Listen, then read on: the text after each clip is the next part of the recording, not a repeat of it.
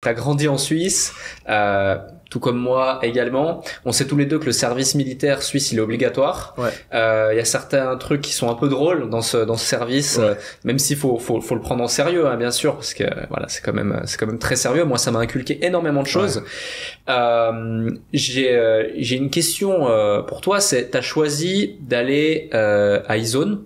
Ouais. Donc c'est où il y a les parachutistes, armée de terre, c'est le truc le plus hardcore de l'armée suisse. Pourquoi avoir choisi ce truc spécifiquement, le truc le plus hardcore qui était possible de faire, alors que t'aurais pu trouver n'importe quelle planque qui est possible? Bah, t'as de nouveau cet esprit un petit peu compétitif, Okay. vouloir pousser le truc au maximum. Mais je pense que la raison principale, parce que j'ai hésité à, tu sais, c'est obligatoire l'armée, mais il y a beaucoup de personnes qui se démerdent pour pas le faire. Ouais.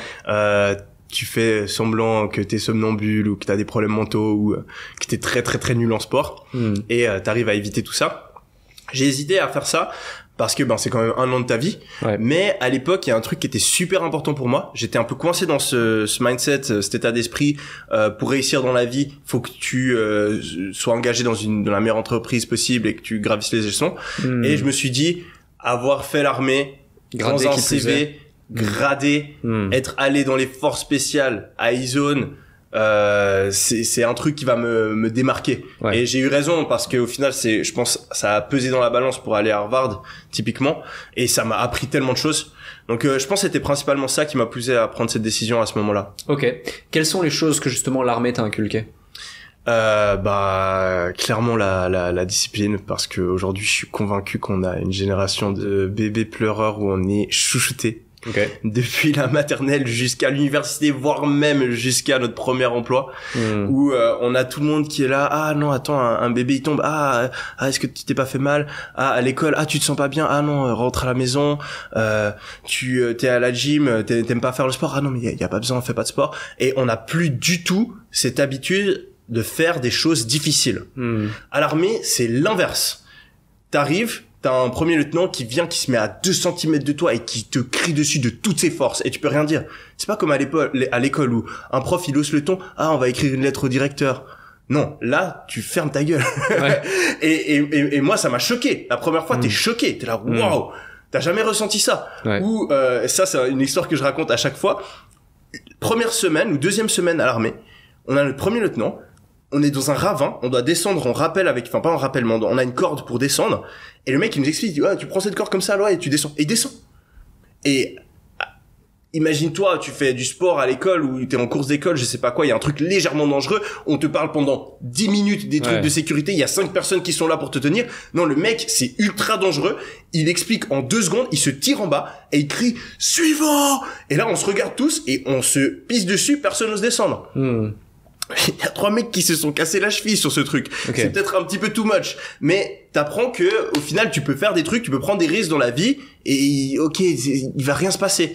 Et vraiment ça c'est un truc que l'armée m'a appris, c'est tu dois passer à travers la douleur, tu dois passer à travers l'inconfort si tu veux obtenir le succès. Si tu veux avoir une vie que la plupart des gens n'arrivent pas à atteindre, tu dois faire des choses que la plupart des gens ne sont pas prêts à faire.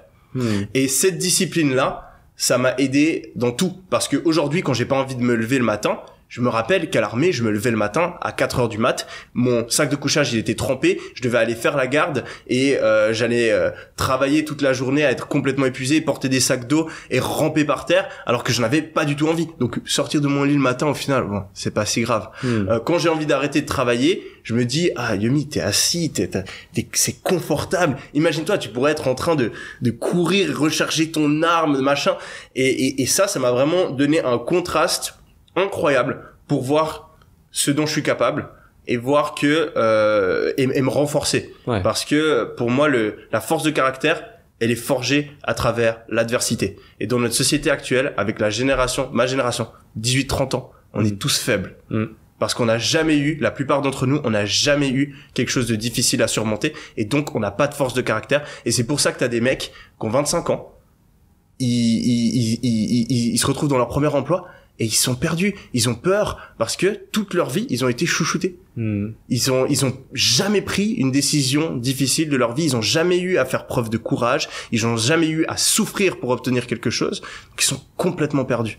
Et ben, c'est pour ça que l'armée, c'est un truc de ouf. Ça devrait être, moi, je détestais le fait que ce soit obligatoire quand j'ai dû aller le faire, mais je pense que c'est très, très, très positif et je suis pas le seul à le penser. Je pense que toi aussi, je pense qu'énormément de personnes qui sont allées à l'armée, ont aujourd'hui une personnalité, une force de caractère complètement différente que s'il l'avait pas fait.